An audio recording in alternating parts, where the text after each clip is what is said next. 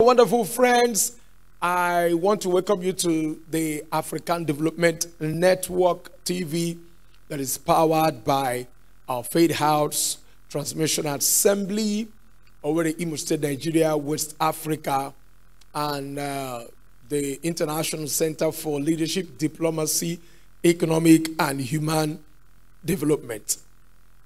Today, I'll be talking about a very important topic that is very critical to the continent of Africa in general and Nigeria to be specific.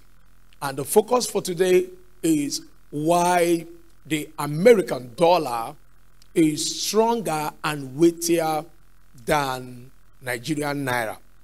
Inasmuch as I try to make sure that this presentation and this rendering or lecture today may have a kind of a purview beyond the continent of Africa, beyond Nigeria, but I'm going to be drawing a strong inference when it has to do with Nigeria, because Nigeria has claimed over a long time that she is the giant of Africa. I want us to know that the reason why I'm doing what I'm doing is, first and foremost, is to wake up every young person that is less than 50 years to the reality that is facing us as a country.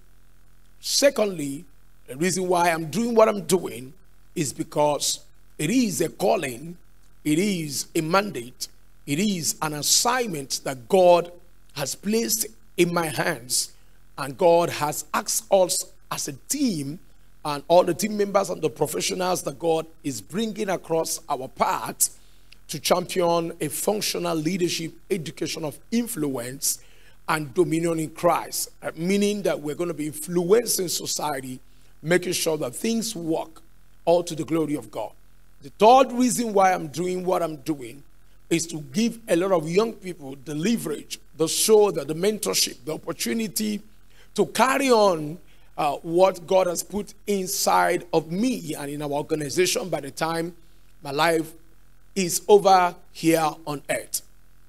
The next reason why I'm doing what I'm doing is because I want to set up a legacy for my children, for my unborn children, for your unborn children. Because when bad people continue over time and good people refuse to say anything, it will become a tradition. For close to 60 years now, several nations in Africa have gotten her independence from her colonial masters. And it's almost looking as if that we are going back to being recolonized by our colonial masters economically. Because I was privileged to find when $1 was 1 Naira in this country. But as we speak, about a few hours ago, the governor of the Central Bank of Nigeria made a very struggling and shocking announcement that the American dollar is now exchanging for 510 Naira to 1 Nigerian Naira. It's very, very crazy. It's very, very appalling. It's very, very sickening.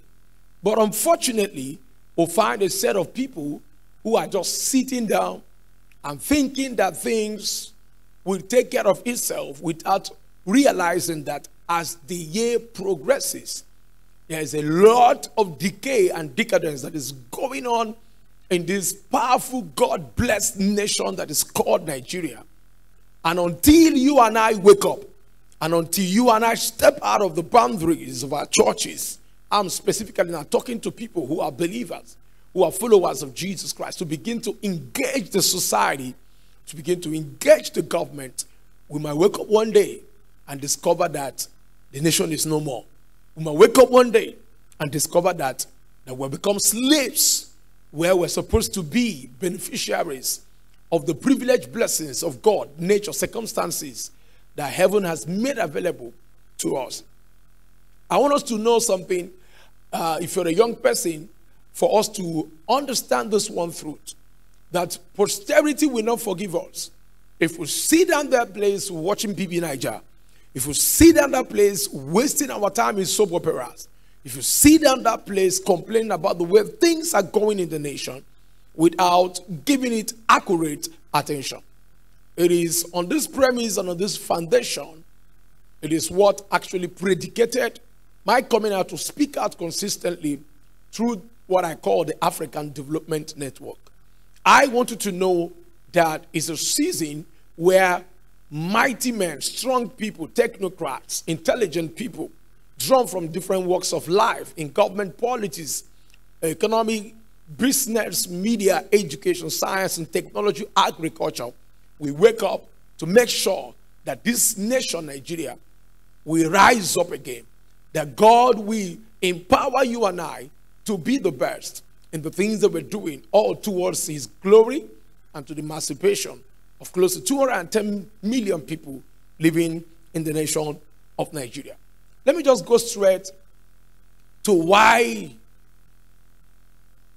the American dollar has become stronger, or gradually, consistently over time is getting stronger than the Nigerian Naira.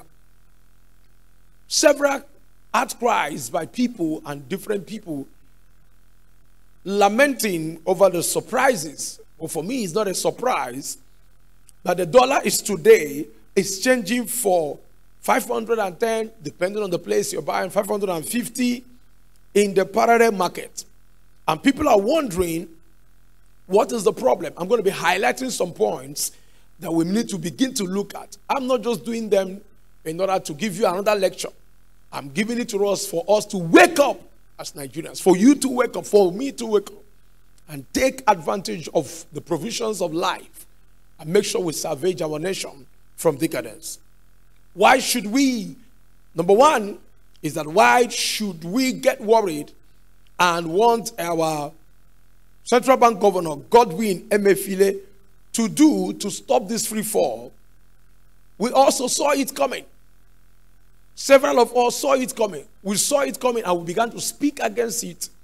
And lo and behold, this is the challenge that we're facing now.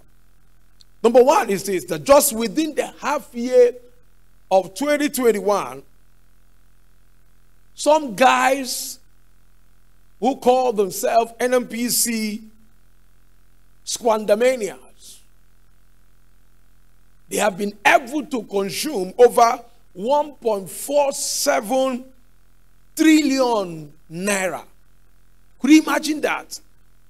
That from January to this September that I'm making this progress 2021, that some guys locked up somewhere, unidentified fellows, have squandered close to 1.47 trillion naira, which is about $3.6 billion to import PMS alone. Could you imagine? So why wouldn't the dollar be stronger than the Nigerian Naira? We have not actually factored, this is quite different from if, let's say, if you factor in the cost of subsidy on these import volumes, that is almost about 750 billion naira. So by the time you bring in the subsidy of about 750 billion naira and then add it up to 1.47 trillion naira, you can now understand with me, number one, why the dollar is stronger than Naira. Number two, by the time you add up the import cost of gas oil, that is DPK, and then add mineral oil, the import value of white petroleum products may hit a half a year value of over $5 billion and $10 billion by December 2021. What am I talking about? By the time you add up the import cost of gas oil, DPK, and other mineral oil, the import value of white petroleum products may hit half-year value of over $5 billion and about $10 billion by the year 2021. So you can imagine what kind of nation is that Where are we actually going? But you find that the people are sitting down, relaxing, playing up and down, singing songs in the church without getting involved to understand how our commonwealth is being mismanaged by some set of people who have decided to slave and put this nation into slavery. The third reason why the dollar is stronger than Nigeria or Naira is that the same country that is expending the huge form of dollar importing white petroleum products, we have a president who also doubles as the petroleum minister. A president and all his ministers and a set of people that are working with him who have, against all manner of superior reasons and common sense, have refused to privatize or scrape the 4 refineries that have been used to misappropriate, and we are losing close to about 803 billion naira. Could you imagine 4 non-functional refineries? As for the past 6 years, over close to 803 billion naira has been shown the way out, as it were, through the 4 non-functional refineries. Refineries that refines no single drop of white petroleum, but these same refineries pay a salary of about 6.7 billion to people. Could you imagine? You are not producing 4 major non-functional refineries in Nigeria. For the past 6 years, you've not been able to refine any white petroleum. But within this time around, you still pay salaries of 6.7 billion naira to people who are producing nothing and working as NNPC officials. What a country! What manner of criminality is that? Why wouldn't the dollar be stronger than the Nigerian naira? Number 4, the same country that is blessed with arable landmass of close to 6.4 million hectares and with a working population of about 110 million people, we still waste close to 11 billion annually importing food and food-related commodities that it can easily produce here. Agriculture has been relegated to the background. That close to Nigeria is about 210 million from approximated street line census. We have close to about 110 million people who can actually work. But yet, we spend about $11 billion annually importing food. So how come that you are importing food? How do you expect Naira to get so close to the dollars? The next point I want to make is that our country, Nigeria, in this lousy and avoidable food commodity, imports because the able-bodied adults cannot go to farm due to the heinous wickedness being executed by strange Fulani terrorists who have been nicknamed bandits. These guys, I personally would call them the Nigerian version of Taliban, sponsored by certain people in certain leadership positions, and they have refused to mention anything. And they have migrated from Nigeria, and they have grown and developed disciples in Nigeria. These killers, these bandits, this Nigeria version of Taliban, alongside with Boko Haram and some other terrorist groups, have made the land and the farms of various Nigerians who are willing to go into agriculture insecure for farmers to go there and farm. So why wouldn't the dollar be stronger than Nigeria? Whereas people cannot go to farm freely again. You just get to your farm, they can rape you, they can slaughter you. They are mesmerizing the women who are involved in subsistence farming, coupled with the fraud and fraudulent activities carried about by certain persons who are occupying leadership positions. The next point, and the reason why the Nigerian Naira can never get close, except some people wake up, and except some people like you and I decide to engage the government effectively. The grave matters behind these things is as a result of some kind of thieving politicians. I call them thieving politicians, moving from APC to PDP and migrating to other political parties. And once you are a criminal, once you are in PDP, you are a criminal. And once you migrate to APC, you become a saint.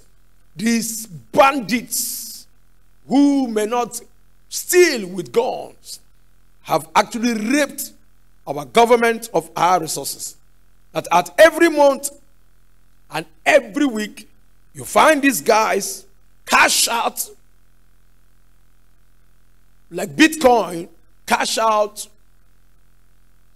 and take advantage of the resources in our nation, and they loot millions and billions of naira and dollars from our FAC, from our JAC, from our IGR into dollars or whatever they call it, and at the parallel markets and the way they want. Governors, senators, House of Rep members, people working with the president, men and women who actually studied in Harvard and Oxford, men and women who have studied in Princeton, people who have gotten what it takes to transform the nation, have become an instrument of destruction in the little nation that life, God, and opportunity has given to them. I want us to also know this, that the next reason why the Nigerian Naira will never get close to the dollars, as if that is not enough, our educational system, our health services, they are nothing to write home about, because most of the guys that I have aforementioned, they will fly their children outside the country, they fly their parents outside the country, while they allow the poor masses to be impoverished. Why won't these medical tourism and educational tourism reduce the value of Naira? Whereas you need to pay the school fees of your children in dollars. A lot of people travel to get quality education outside the country, and they pay a lot of things. They pay a lot of money, and these monies come back again and devalue our Naira. The last point, one point, is that to complicate this matter, this same oil that is the only source of dollar earning for the country, the crude oil that we have, and we'll be making noise with our crude oil, is in low demand globally. Earnings from this source cannot cover 20% of our dollar demand in the land. 20% of our dollar demand in the land. The crude oil that is not being accepted has lost value. Many nations now do not give attention to crude oil. And this is the greatest challenge that we are having in our nation. And that's why the dollar is getting stronger. It is important for us to also know that foreign direct investors, diaspora, Nigerians, and those who would have brought in dollars are staying away from Nigeria. And because of the free fall of Naira, even private sector entrepreneurs are hedging their savings in dollars and other safer assets, because no one knows the fate of Nigeria. Everyone is scared that the bust may happen soon because of the atrocious state of insecurity in the land. All manner of state and non-state actors have taken over the land, shooting out orders and counter orders, because the thriving political bandits have lost credibility and legitimacy with the people. So can someone just read through these issues and then think that the dollar will one day become low, or will one day meet the same frequency or at the same level with the Nigerian Naira? And unfortunately, as I begin to close, the same president who is a former general, rather than send his military men to crush these killers, these bandits, these wicked people that have been ravaging the breadth and the length and the width of this great nation, even after Nigeria has wasted about 10 trillion naira, which is about $25 billion in 6 years as security expenses, we want to give killers a grazing route so that they can ravage and continuously perpetuate their killings towards the unreached areas in this nation. And this is very critical at this point. That a high level of insecurity in our nation is one of the reasons why people do not want to invest here. It's only a wise man, rather, it's only a foolish man that can wake up and invest in a place where there is a high level of insecurity. I want us to know that the solution to the decadence and the depravity that is going on in our nation is that this nation must be restructured. Is that people of goodwill must rise up to an intellectual revolution, not just a revolution of noisemakers perpetuated by state and non-state actors, giving counter and opposing and contrary orders, and the poor masses are confused of who to obey and who to disobey. The most important thing for us to understand in leadership, as part of my commitment in raising transformational leaders, at all points when you are leading and nobody is following, you are just taking a long stroll. I want everyone that is a young man less than 50 years to wake up. Else we'll wake up one day, just like a pack of cards. This wonderful nation may never be. But you know what? It cannot be handled by people who are pedestrian in their thinking. It cannot be handled by people who are just there. It can only be handled by people like you and I. Professionals. Not just professionals. People that are audacious. Not just people that are audacious. People that are intellectually sound. Not just people that are intellectually sound. People that are willing to commit towards the social, political, and economic development of their environment. Not just a class of people, but people that have humanity at the back of their thinking. Not just people that have humanity at the back of their thinking. People that have the fear of God. People that have a strong commitment to God. People who God is their passion. God is their drive. People who cannot fear even in the midst of death. People who have the backings of God.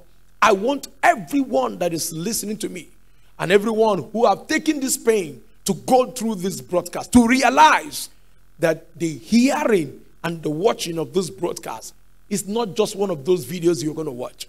It's one of those opportunities for you to look back and ask yourself, what can I do? We must change the way things are. Are you involved in government or politics? Are you involved in economy and business? Are you involved in media? Are you involved in entertainment? Are you part of the medical system? Are you part of the agricultural development projects? Do you have a strong passion in one area where there is a challenge in this wonderful nation? Whether you're an African or you're an European or an American, and this video has come across your path, I want you to know it's time for right-thinking people like you, for you to be able to listen to and watch this video up to this point. It's because there's something that you have had. There's something in your mind. You and I, we've got to wake up. We've got to wake up and do something for our nation. We've got to wake up and stop these guys from continuously raping our economy and will never allow us to speak out. People that have shut down the media, the voice of the media. They have made our educational system a persona non grata, as it were, and they have destroyed the environment. I want you to know something, that there is a light shining on every side, and you are the one that God himself is desiring to be part of the system. Beloved, I know that you have been inspired to do the needful.